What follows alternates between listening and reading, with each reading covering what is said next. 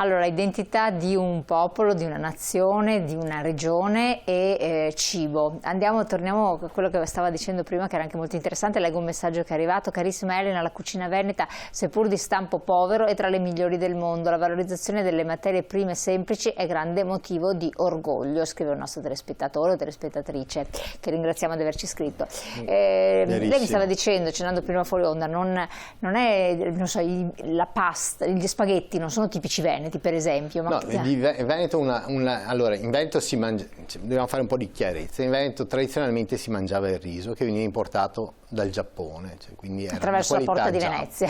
Attraverso Venezia. Noi attraverso Venezia, i rapporti che Venezia aveva con Genova, riuscivamo a coprire tutto ciò che poteva essere lo spettro di prodotti gastronomici mondiali, perché dall'Oriente, attraverso i nostri mercanti, attraverso i rapporti con i genovesi, si prendevano ciò che arrivava dalle Americhe. Quindi in questo territorio noi siamo stati abituati, no, ad essere i primi, no, a fare determinate ricette, a fare determinate cucine. Siamo stati degli innovatori, in Veneto siamo stati degli innovatori in cucina e lo siamo ancora. Penso al Prosecco. Il Prosecco non è un vino di questi giorni, è un vino che, come si dice, è stato creato, è stato ideato, tra l'altro è originario, il nome lo prende Prosecco in Friuli, tra l'altro, e fa parte ancora della zona del disciplinare, e che ha avuto negli ultimi 15 anni ha avuto una risposta eccezionale da parte del consumatore in giro per tutto il mondo. Ma questa è la bravura e l'abilità del Veneto, spalmarsi nei tempi in cui si vivono. E i tempi in cui si vivono, e chiaramente abbiamo dei prodotti che possono essere differenti da quelli che esistevano 200-300 anni fa. 200-300 anni fa in Veneto si mangiava, i nostri nonni mangiavano i risotti e polenta e risotti. Infatti l'Artusi, il padre della cucina italiana, Pellegrino Artusi, parla del Veneto con riso e polenta e fagioli, cioè, quindi non ci accredita, no, una grande, ma si mangiava, la pasta che si mangiava il Veneto era una pasta fresca, era tutta la pasta all'uovo, no? La tradizione classica della pianura padana, e una pasta che venne inventata proprio a Padova, secondo determinate fonti storiche, fu il bigolo che tutti conosciamo perché siamo abituati a mangiarlo alle sagre, quando invece magari meriterebbe sì di essere mangiato in sagra, ma anche nei ristoranti più blasonati del modo. La parola deriva da bigax, bruco, e venne inventato da un mastro pastaio che si chiamava Beniamino Bartolomeo Abbondanza, cioè che si inventò questa pasta lunga, che non si capisce se avesse l'uovo o meno, ma lo stesso lo gnocco con una C veronese, il padre del carnevale veronese, si festeggia addirittura gli gnocchi perché lì ci fu una carestia e vennero donati, ma stiamo parlando del Medioevo, quindi tradizioni che hanno centinaia d'anni.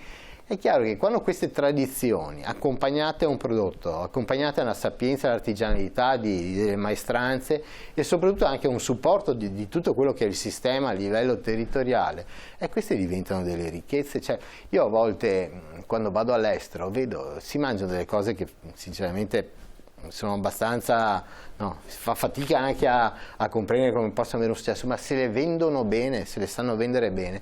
Invece il problema che vedo in Veneto e in Italia è che spesso e volentieri noi abbiamo dei prodotti eccezionali, abbiamo delle ricette eccezionali, però o per troppa modestia o perché non abbiamo ancora una mentalità, non siamo dei grandi venditori di noi stessi.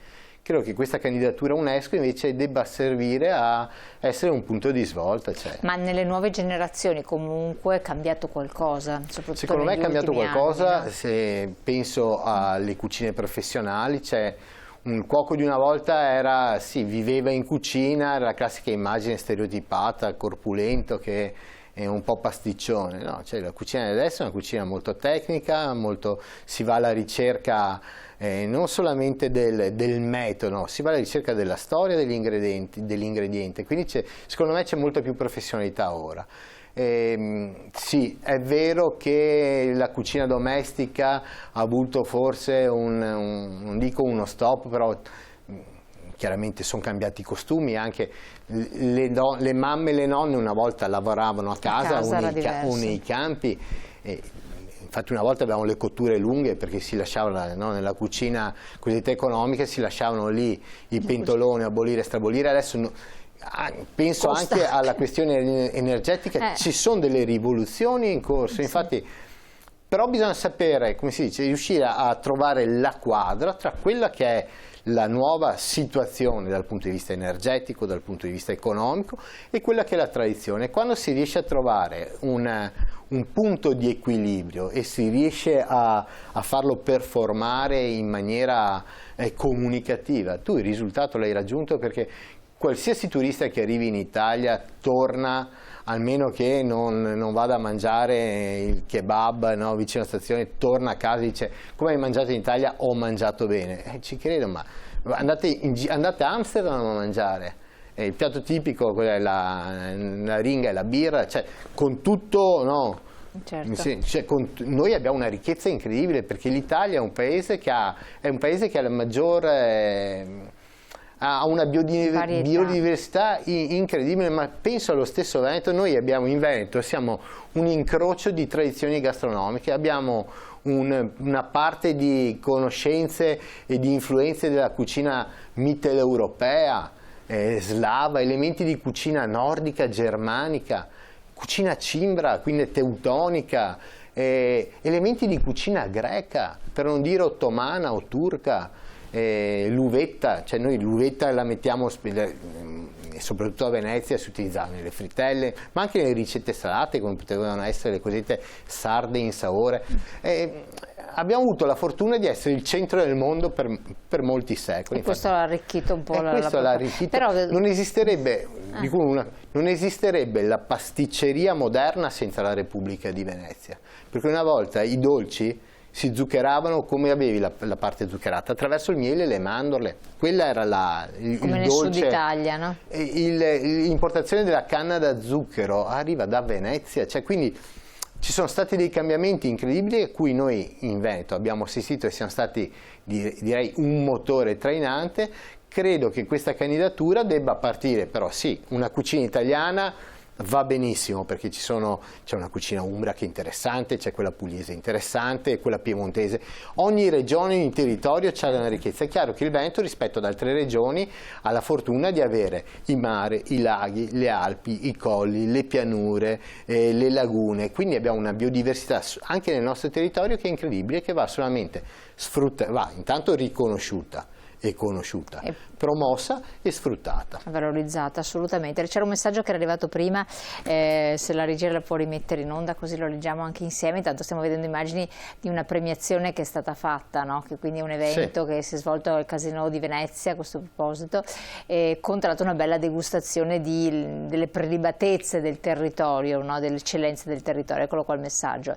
Ieri ero a Venezia, eccolo qua di nuovo Venezia, ed era piena di turisti stranieri e vedevo come banchettavano felici e soddisfatti tra i nostri bacari, tra cicchetti e calici di buon vino. Era bellissimo vederli e non credo che questo lo si trovi in tutte le parti del mondo. Ma infatti a Venezia si sfrutta bene, diciamo, questo aspetto, con tutti i limiti. Con tutti i limiti, ne dico io uno dei limiti, che quando si scende dalla stazione a Venezia, e a me capita di andare a Venezia anche per lavoro, spesso e volentieri, e si va verso Rialto, quindi si fa la cosiddetta strada nuova, guardi a sinistra o a destra, se trovi i ristoranti che ti propongono dei menù italiani, veneti, e dopo guardi dentro e c'è Sandokan in cucina senza nulla togliere, nel senso che noto anche...